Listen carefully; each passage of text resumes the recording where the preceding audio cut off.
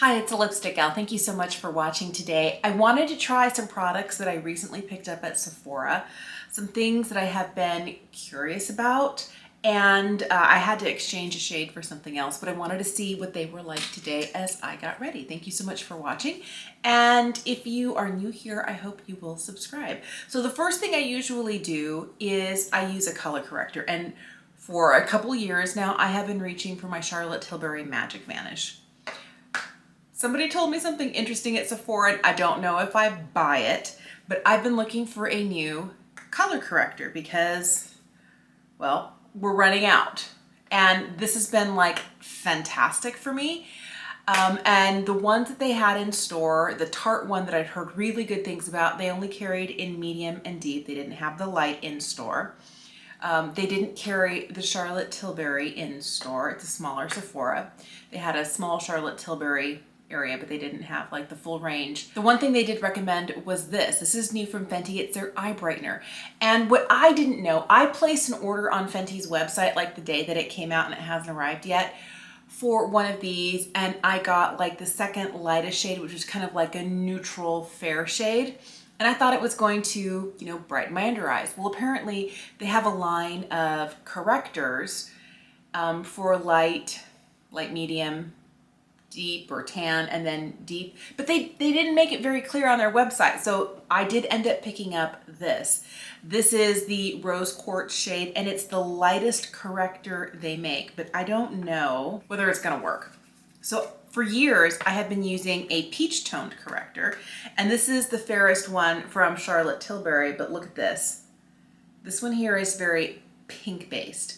And when I was like, wait, that doesn't look like it's gonna work, and I mentioned that I'd been using this one, and they're like, yeah, that one's too dark. Charlotte doesn't have a really good range. And I'm like, okay, yeah, I see that she's got a limited range, but it works perfect for me, and pink-based correctors really don't always work well under my eyes, but let's see. I know that this is not going to be like super heavy duty, like ultimate coverage, but I'm not really looking for that. I want my skin to look skin-like. Boy, that's frighteningly white.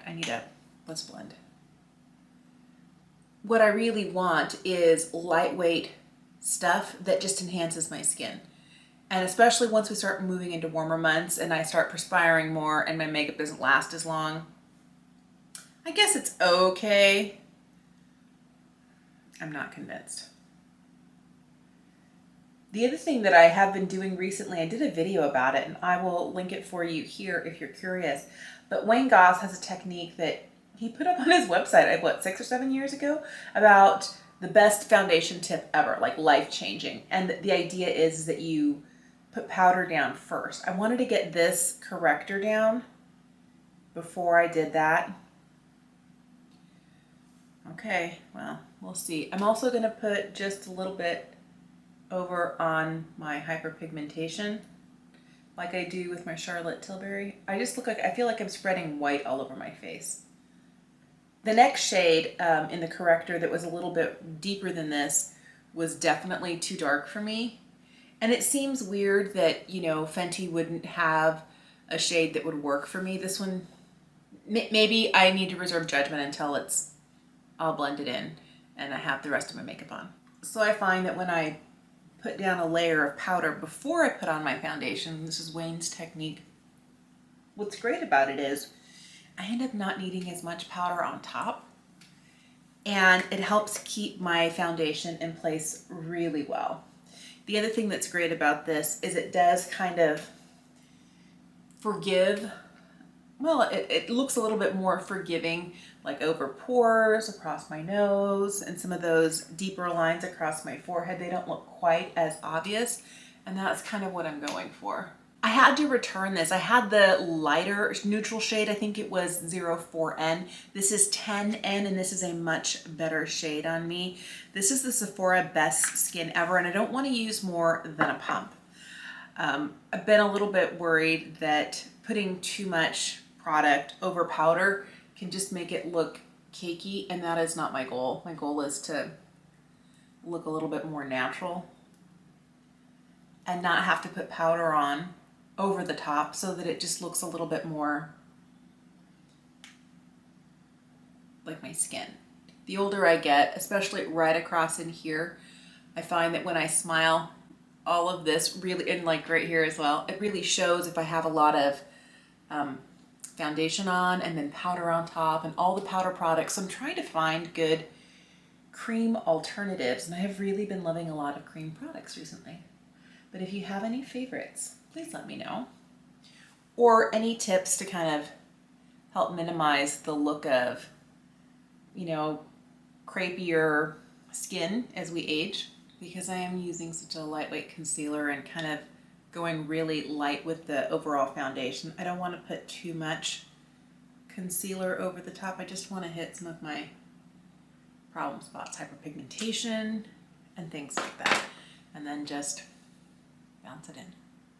So I'm going to very minimally set my face today. I am just going to use my One Powder Wonder under the eyes. This is a Beauty Pie powder that I love so much. And I feel like it's great for under the eyes because it sets it, but it's not heavy. And I'm just going to hit a little bit over my nose because this is where I tend to get oily throughout the day.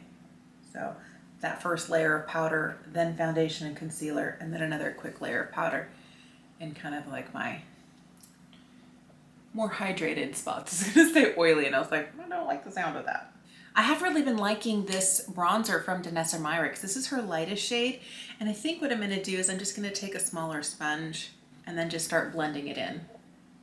I feel like it is easier to blend cream products on top of an unset foundation, and having that first layer of powder down has really given me a little bit more flexibility, but then I have to be careful in applying things like cream products like this, that I don't push too hard. I have to really use a light hand, and I feel like, you know, sponging is really easy for me, so I tend to do a little bit more of that. You could always use your fingers too. It's not like there's only one way to do this, but I feel like fingers are great for the, you know, the days you want to get out the door fast and you don't have time to wet a sponge or to, you know, find the right brush. Just use your fingers, it does work.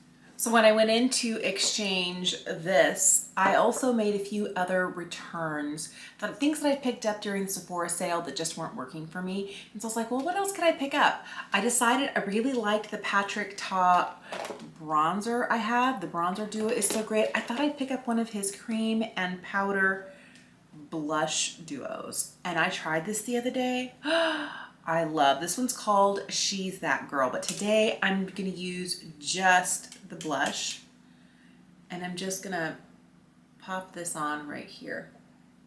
I really feel like I've fallen down like that cream product rabbit hole where it's like, it's all I want.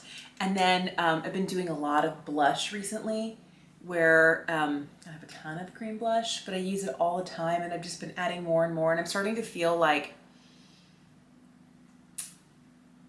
either I'm going for a sunburned look or I'm kind of going for like an 80s blush moment. The last thing I picked up when I was in Sephora was this. This is from Danessa Myricks. This is her Wet Dew, and this is the shade Morning Dew. She's got a totally clear balm. She's got one that has more of a bronzy look to it, and this one.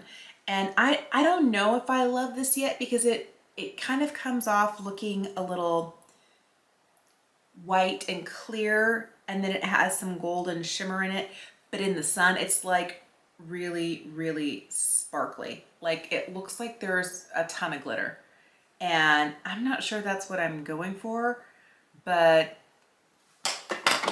let's see. I feel like in this you can definitely see more of the particles of shimmer in it.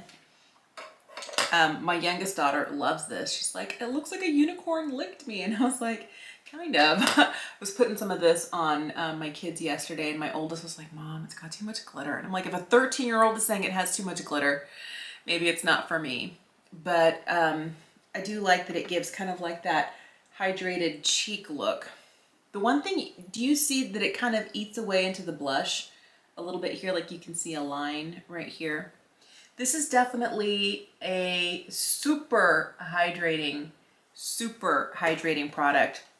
And I tend to have to go back in with another layer of blush, you know, just in certain areas to get the color back. I feel like it blends nicely together, but this, I still haven't figured this out, and I don't know if I'm using too much. I don't know. I need me some brows. I am desperate to finish up this Brow Wiz. Can you see how it like broke off? I hate that it's broken. It's spoolie. This is the second Brow Wiz that I've had that's done that. And somebody else I was watching the other day on YouTube was talking about how their Brow Wizzes always lose their spoolie. They just snap right off. And they were saying, you know, for a $21 brow product, that shouldn't be happening. I was like, you know what? You're right. That shouldn't be happening. I would be more forgiving if it was a drugstore product or if it was a ColourPop product, which I have had a lot of problems with the spoolies on ColourPop brow products. I quit buying those because I kept losing them. They just wouldn't stay on.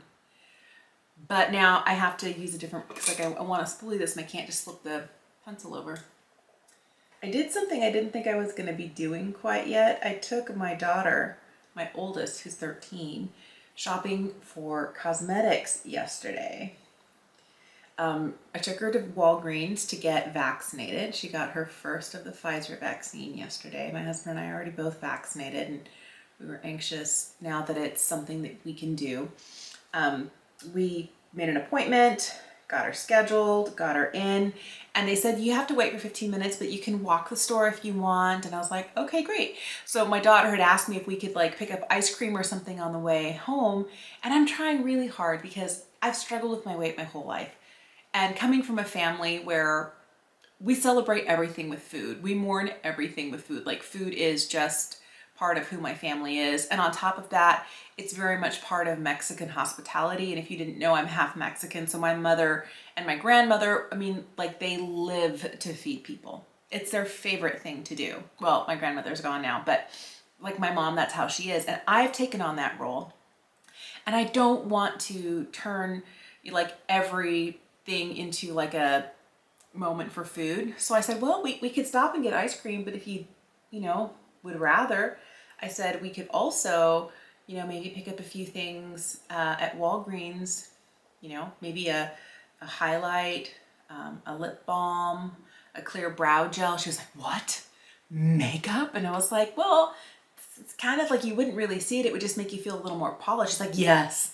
So we traded ice cream for makeup yesterday. So I ended up getting my daughter, I was looking for the NYX Control Freak. I love that brow gel, but they didn't have it at our Walgreens. It was out of stock. The NYX counter is always very heavily picked over at my Walgreens. So I ended up getting her the one from CoverGirl. I hope it's good. I've never tried it. My daughter has beautiful brows, and I'm just like, I wish my brows looked like yours. I would do nothing to them if they looked like yours. She's like, what? I said, yeah, just clear brow gel. So, and I also got her, she has been in love with my Revlon Glass Shine lipsticks. I let her wear like the nude colored one. And she's like, I don't know that I want to wear this because I still have to wear a mask at school. I said, well, let's get you the clear one. She goes, I love the way they feel. So I got her the clear one. She loves it. We were playing around with makeup, and I was putting on the RMS Living Luminizer on her, and she loved it so much. I'm like, don't fall in love. This is $34. I said, you know, this would be like I want it for my birthday, or I want it for Christmas. But I'm sure we could find something at Walgreens that might be similar. And of course there wasn't anything like that, but I did end up getting her the highlighting stick from Maybelline. I'd heard really good things about that. Jessica Braun was talking about it, and I was like, yes. And I told her, if you don't like it, give it to me. Since it is a cream product, I'd be very happy to take it off her hands. My daughter was so excited. She's like, I didn't think you'd let me start wearing makeup for another year. And I said, well, this is hardly makeup. It's just a little something to make you feel a little polished. And I was really, more than anything, trying to get away from the reward for food. And I know there will come a point where you just have to do what you know is the right thing to do and not get rewarded for it. That's like adulthood, but they're still kids. And I like to do fun things with my kids. I think I'm just gonna use one shade out of here. I do love this lightest metallic in here as an all over lid shade.